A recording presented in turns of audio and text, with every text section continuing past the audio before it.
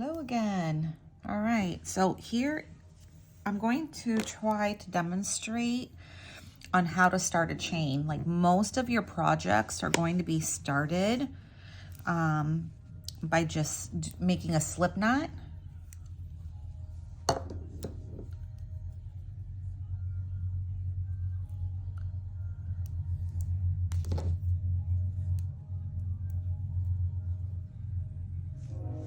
right, and chaining. So I know everyone's different. I know several crocheters who will wrap the yarn for tension several times around their pointer finger. I usually recommend trying it all and seeing what feels right and what feels good, because for everyone it's different. I've never done that. It never worked for me, but I've been able to still manage great tension without having to wrap it around several times around my finger. So, but the basis of a single chain, which is what we're going to concentrate on today, it's really just wrapping that yarn around the hook, and really you're just tugging it right through that hole. And I'm leaving them loose so that you can, hopefully see what I'm doing here. So we're going to wrap it around and tugging it through is how I would probably describe it. Okay. And I know that a lot of people are, in a lot of videos that you'll see, tension, tension, tension. But I feel like tension comes with time. It's not something that happens immediately. And so instead of tension, tension, tension, I'm going to say practice, practice, practice. Because with practicing the concept of being able to wrap the yarn around your hook size and pulling it through, like eventually that tension is going to happen. And you'll get better and you'll get better and you'll get better. So, I definitely want to encourage you to just keep practicing on pulling through. And if you notice, I keep moving my thumb up, right? And I place it right before that stitch that I'm about to tug through. And that's also going to help with tension and to be able to get that yarn through that loop. So, and then I just keep moving that thumb up, moving my work line down, my hand.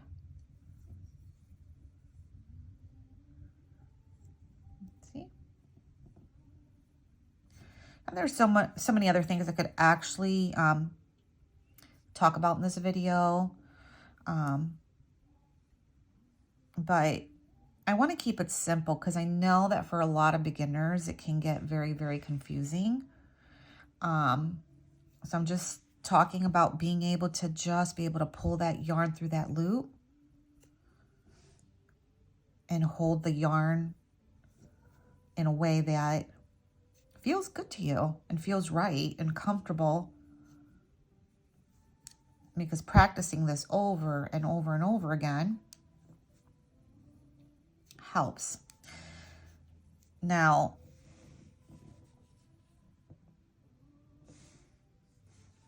and if you wanted to turn your work, right? So they always say it's the second loop from the hook, right? So as you progress and move forward, you're going to hear a lot of people say that the hook on your chain, the chain on your hook, pardon me, doesn't count. So you see how I have this chain right here on the hook? That doesn't count when you're counting. So then this would be number 1 right here. And then this one would be number 2. So you want to go into the second, number 2. So you're going to skip this one because, and the reason you can't go into that first one is because that's where your actual yarn is coming out of. So it wouldn't work. So you're going to turn your work by going into the second loop, and now you're pulling through 2. You see how there's 2? So let's do that again.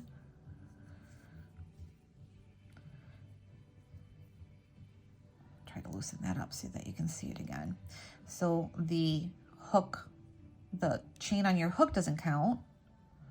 The next chain you're going to skip over, which is the actual chain that your yarn is coming out of. If you look, see, your yarn is coming out of that chain right there. So you don't want to use that one. So it's going to be the second one, which is this one here.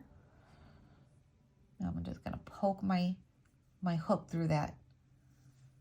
I'm going to pull my yarn through, which leaves me now with 2 chains. I'm going to grab more yarn again, right? And I'm going to pull through both of those.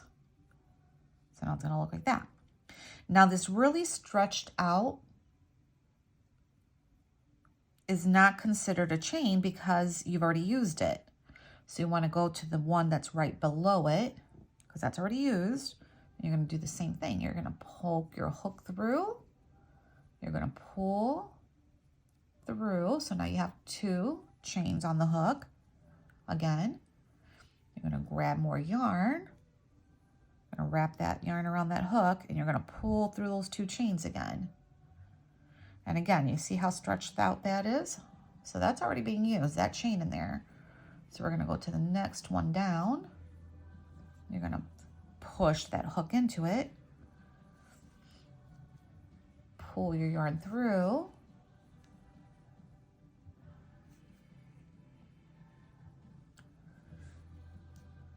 All right, so it's starting to look like something here, right? So you're going to find that next chain. You got 2 chains on the hook. You're going to wrap that yarn around your hook and you're going to pull through. Starting out, like I said, I don't really like to say, oh, well, you have to do this or you have to do that. I really want, I want you to be able to do what's comfortable because everything else will come with time as you start to be, as you start to recognize the actual opening of the chain and the rest will come. So what you're doing is you're looking, not that one, because see how stretched out that is? That means you've used it already. So you want to go to the one right below it. So not that one, but you're going to go to the next one. You're going to push through. You're going to pull that yarn up. Okay. And I'm going to work all the way to the end because I want to show you how to turn. So I'm going to work a little bit quicker. Sorry if I'm trying to, I'm all new to videoing as well. And it's funny because the angle I'm holding my yarn and my hook isn't exactly where the camera is at. So I tend to want to hold it over here and it's off camera. So now I'm realizing, oh my gosh. Okay. So I'm going to keep working through till I get to the end. And starting out, again, don't worry if it's not tight. Don't worry if the tension isn't even. Mine isn't going to be here because I'm trying to showcase the chains as best as I can, and for some starting out, I had a young girl the other day who was here, and and I told her if actually manually like wrapping the yarn around the hook is easier for you to start with, as opposed to having your hook wrap around the yarn like I just did. If doing this works better for you, you wrap it and then you pull through, like try that, so try different methods. It's really just establishing, and again, I can't reiterate how practice, makes perfect. If everyone gave up right away, okay, then nothing would ever get accomplished. But I believe in you guys. I believe that you can do it. If you're watching this video, it's because you obviously have some type of desire to learn and crochet. And I believe it's possible for everybody. So now I've got my first chain done, right? And I've got my second chain done. So we're actually getting somewhere, right? So when you get to the end, sometimes you have to pull to make sure that you're getting into that last loop, because sometimes it can be ignored. And some people are like, well, my project is really crooked. Well, it's usually, or, you know, it's not even, and it's because you've overlooked that last little chain there. Sometimes it can get a little tight. So you sometimes have to tug a little bit on it to be able to see it.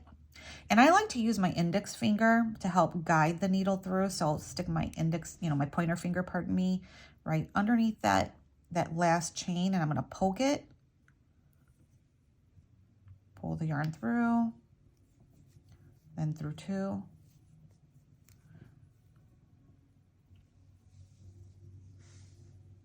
Okay.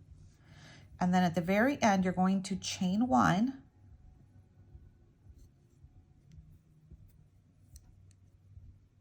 And then turn. And once you turn, it's easy to overlook this very first one. But now you have to also remember, if you face the very top edge, you're going to see two loops. You're going to see one loop and two loops. One loop, two loops. One loop, two loop. Okay? So you want to make sure that you're going through both loops. So you're going to poke it through, but you want to make sure one loop and two loops.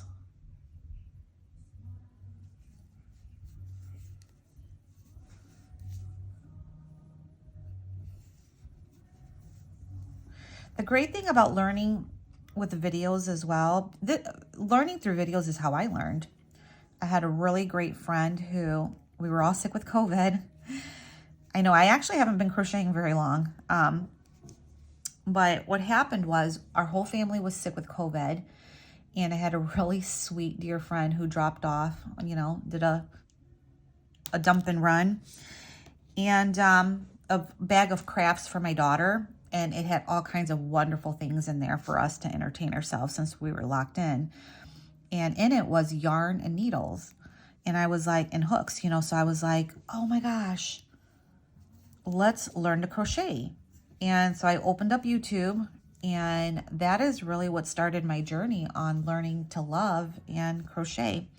And YouTube video has so many free videos. Like, there's so many options of growing and learning, and so many projects, so many wonderful people sharing their knowledge. And that's exactly how I got started.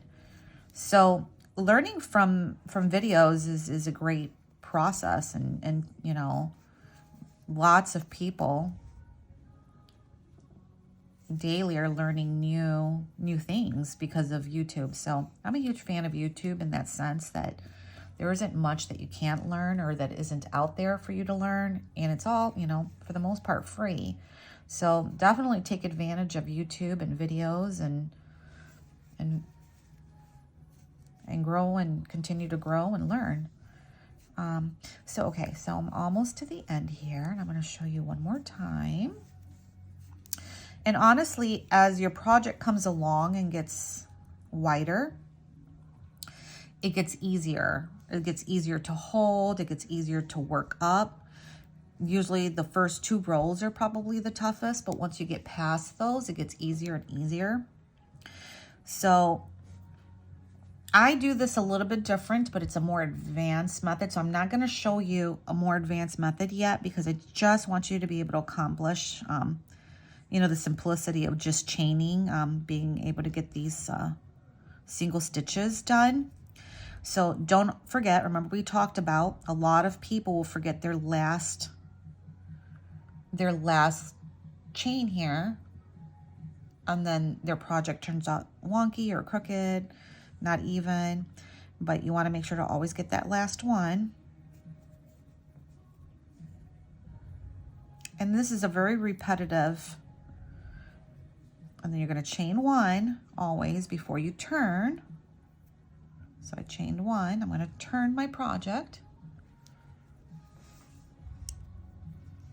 And then I'm going to look for that first stitch, which is right there. going to pull through it and then through the 2 loops. So again, I'm going to pull through those 2, the next 2, pull that through, and pull that through. So I'm going to pull it through.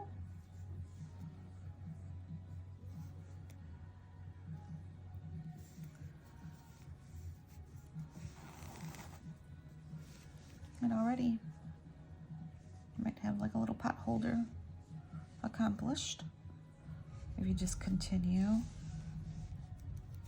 with a few more rows.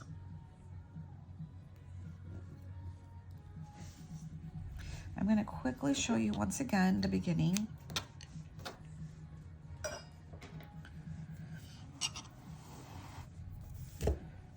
So you're going to want to create a slip knot.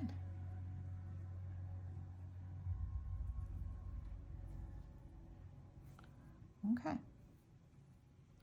So there's my slip knot.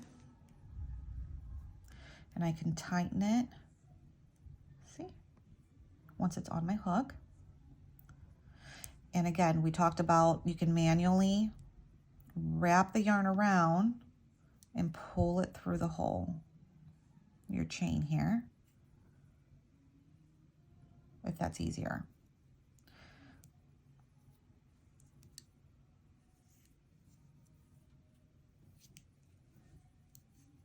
And pull it through. You're gonna tuck it and pull it through, and tug and pull through, tug and pull through. This is your basic chain. Tug and pull through, tug and pull through. And again, once you're ready at the end for however long you want it to be, so you don't want to count the chain that's on the hook, and you don't want to count the next one. So it's your second chain off the hook is how they refer to it. So 1, 2, the second chain off the hook is how you're going to turn it, by pulling through, and now you're going to be going through 2 loops. You're not going to go into that stretched one, you're going to go into the next one, through 2, your next one, through 2, your next one,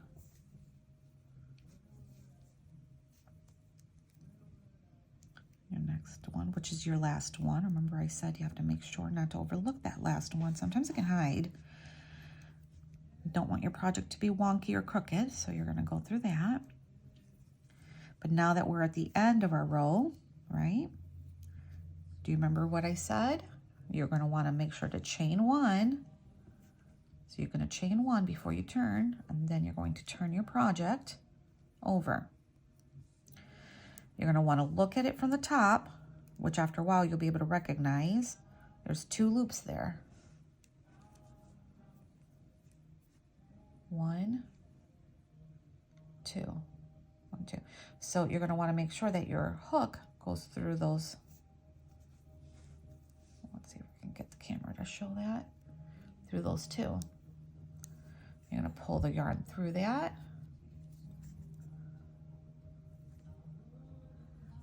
And then you're going to pull it through those 2. So we're going to do that one more time. So you're going to wrap. You're going to pull through those 2.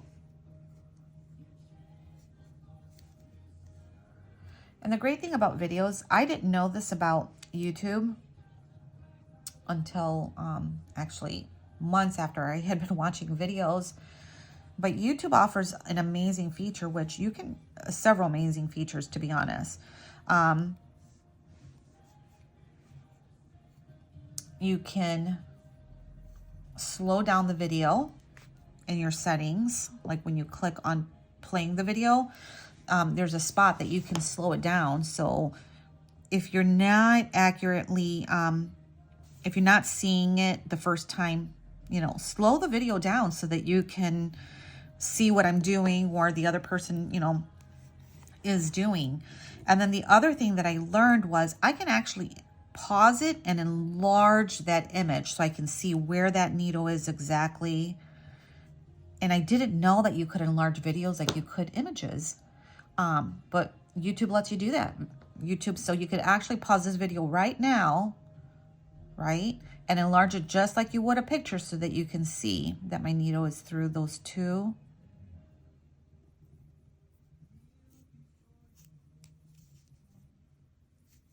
And there you go.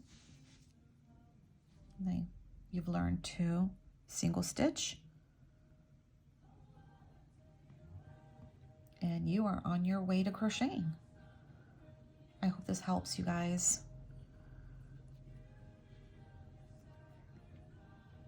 Creating is an amazing thing.